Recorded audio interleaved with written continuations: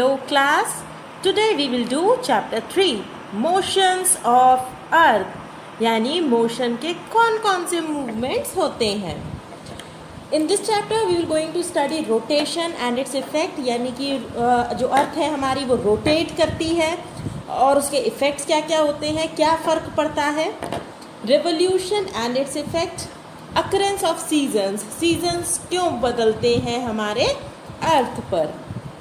चलिए सबसे पहले मैं आपको दिखाना चाहूँगी हमारी प्यारी सी अर्थ.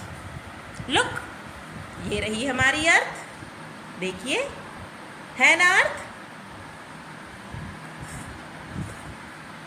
ये हो गई हमारी अर्थ. अब देखो हमारी जो अर्थ है वो दो टाइप से मूवमेंट करती है. एक तो अपने एक्सेस पर, ये होता है रोटेशन. जब ये वेस्ट से ईस्ट की तरफ घूमती है तो इसको बोलते हैं रोटेशन. दूसरा होता है रेवोल्यूशन में हम मान लेते हैं कि सन है बीच में, ये सन है, इसको हम मान लेते हैं कि ये है सन आपका. ये मैं एक डायरी रख देती हूँ, इसको मान लेते हैं कि ये हमारा सन है. ओके, ये सन है और ये इसके आसपास घूम रही है, ऐसे करके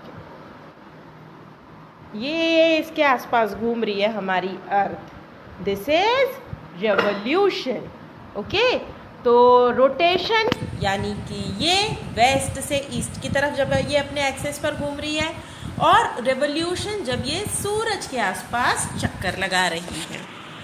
okay, we think that the sun moves across the sky throughout the day, but is it really the sun that moves?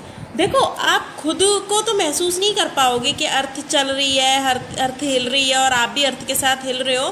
आपको ऐसा लगेगा जैसे सूरज यहाँ से निकला, यहाँ पर डूब गया, दोपहर में ऊपर, पहले इधर फिर इधर. ओके, तो क्या सच में सन मूव करता है?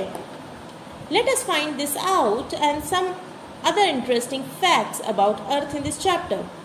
In the ancient times, people did believe that the sun moves around earth and the earth is stationary. तो पहले के लोग मानते थे कि सूरज घूमता है यानी सन चक्कर लगाता है और अर्थ अपनी जगह पर ही रहती है, अर्थ कहीं मूव नहीं करती है. ये मानना था पहले के लोगों का, एशियन टाइम्स में लोगों का मानना था. However, in the 16th century, Nicolaus Copernicus, a Polish astronomer, brought to the world the idea that the sun is stationary and it is earth that moves around the sun.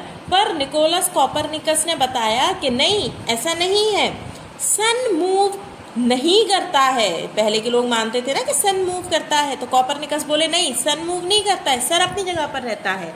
Okay, सन जो हमने इसको माना था, सन माना था, सन अपनी जगह पर रहता है. ये तो हमारी अर्थ है जो सन के आसपास घूमती है.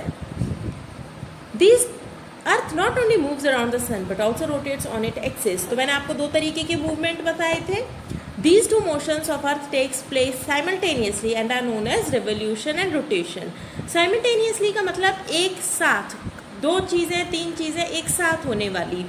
तो रेवोल्यूशन भी होता है और रोटेशन भी होता है, यानी अर्थ ऐसे करके भी घूमती है और साथ साथ अपने एक्सिस पर भी घूमती रहती है. सबसे पहले हम बात करते हैं रोटेशन की, यानी इस टाइप से, ये जो वेस्ट से ईस्ट की तरफ मूव करती है, इसकी हम बात करेंगे, यानी कि rotation. The spinning of earth on its own axis from west to east is called a rotation. तो जब वेस्ट से ईस्ट की तरफ अर्थ घूमती है अपने एक्सिस पर तो हम उसको बोलते हैं rotation. Rotation causes day and night. तो रोटेशन की वजह से क्या होता है, दिन और रात. इसको अंडरलाइन कर लीजिएगा. दिन होता है, दिन में हम सब लोग पढ़ाई करते हैं, खेलते हैं, टीवी देखते हैं. रात को हम लोग रेस्ट करते हैं. अर्थ टेक्स अबाउट 24 hours और 1 day to move around its axis or complete one rotation. तो अर्थ को कितना टाइम लगता है एक पूरा चक्कर काटने में? उसको लगता है 24 घंटे का टाइम, यानी कि एक दिन. आपके एक दिन में कितने आवर्स होते हैं? 24 hours. तो 24 hours इसको लगते हैं एक रोटेशन को कंप्लीट करने में. देखिए, inclination of earth affects the length of day and night. ये देखिए थोड़ी सी झुकी हुई है ना हमारी अर्थ, है ना. ये हमारी एक्सिस हो गई इमेजिनरी लाइन, देखो ये इमेजिनरी लाइन हम बोलते हैं इसको।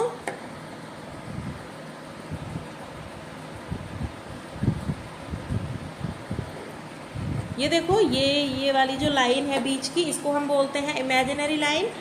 ओके, ये एक्सिस है। The axis of earth is an imaginary line that joins the north pole. देखो ये हो गया नॉर्थ पोल, ये हो गया साउथ पोल। नॉर्थ पोल से साउथ पोल को ये सॉरी नॉर्थ पोल से साउथ पोल को ये जोड़ रही है।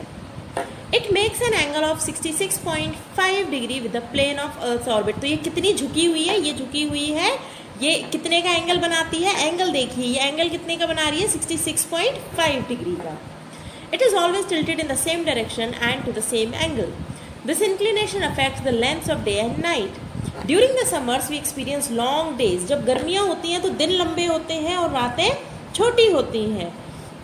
बट इन विंटर जब सर्दियाँ आती हैं तो आपने देखा है ना, रात शाम को जल्दी अंधेरा हो जाता है, रात बड़ी लंबी होती है, सुबह भी देर तक सूरज निकल पाता है, रोशनी आ पाती है। तो रातें सर्दियों में लंबी हो जाती हैं और दिन बहुत छोटे हो जाते हैं। Now circle of illumination. As earth is spherical in shape. देखो अर्थ कैसी है, स्फेरिकल है शेप में, गोल है।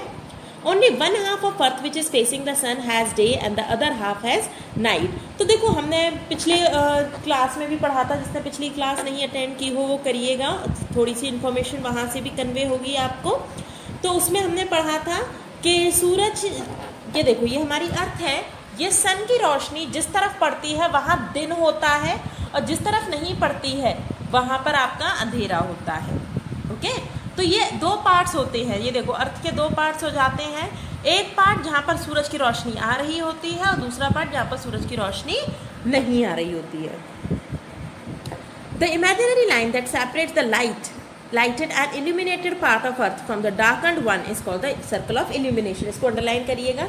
देखो मैंने आपको बताया कि जब सूरज की रोशनी यहाँ से पड़ती है, जैसे सूरज है, ये मेरा जो हाथ है ये आप मान के चलो सूरज है, सूरज की रोशनी जब इस पर पड़ रही है तो यहाँ इसके इतने हाफ पर क्या है, दिन, और बाकी के हाफ पे रात। तो एक ऐसा सर्कल बन रहा होगा ना, ऐसा इमेजिनरी सर्कल बन रहा होगा जिसके इस तरफ, जैसे मैं मान लेती हूँ ये एक वो सर्कल है, तो ये एक ऐसा सर्कल बन रहा होगा कि इधर दिन होगा और इधर रात। ये बिल्कुल देखो यहाँ दिन यहाँ रात, इसको मान लिया मैंने ये वाला सर्कल। तो इस टाइप के इमेजिनरी सर्कल को, जो कि लाइटेड पार्ट को और डार्क पार्ट को सेपरेट करती है, इसको हम बोलते हैं circle of illumination. Since the axis of earth is tilted, the circle of illumination does not coincide with the axis. Now effects of rotation। जब ये अर्थ अपनी जगह पर ऐसे करके घूमती है, ऐसे करके रोटेट करती है वेस्ट से ईस्ट की तरफ, तो क्या फर्क पड़ता है।